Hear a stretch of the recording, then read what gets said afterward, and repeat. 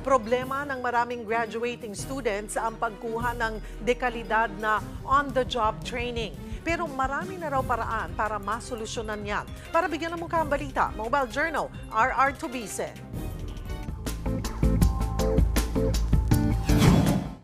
Graduating ka na ba? Nakapaghanap ka na ba ng OJT?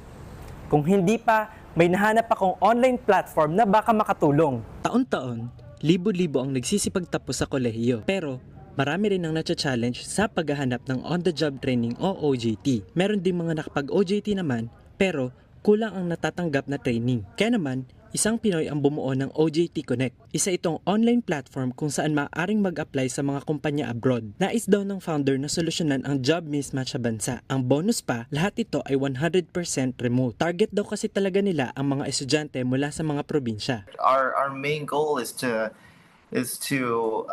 provide relevant work experience for individuals, because we feel that relevant work experience is crucial in order to attain, proper employment that's relevant or that goes in line with what you studied.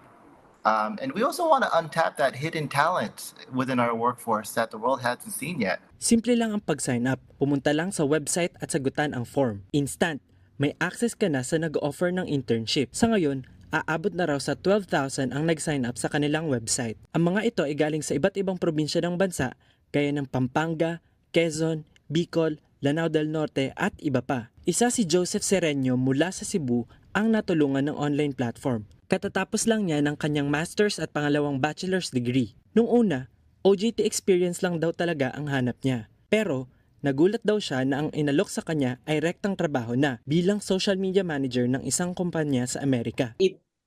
OJT Connect gives me that platform, gives me that opportunity na makilala ko yung mga international companies. It's more of flexible hours, it's more of remote work, it's also more of financial stability at the same time. Pero hindi lang daw para sa mga estudyante ang OJT Connect. I decided, let's have this be open also for alumni and those who are looking to pivot their career. Because you don't, in a sense, in order to change the dynamic of a workforce, you have to include everybody.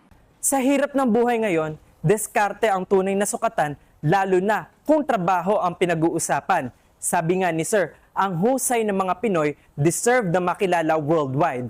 Mobile journalist RR Tubisi po, hatid ang mukha ng balita.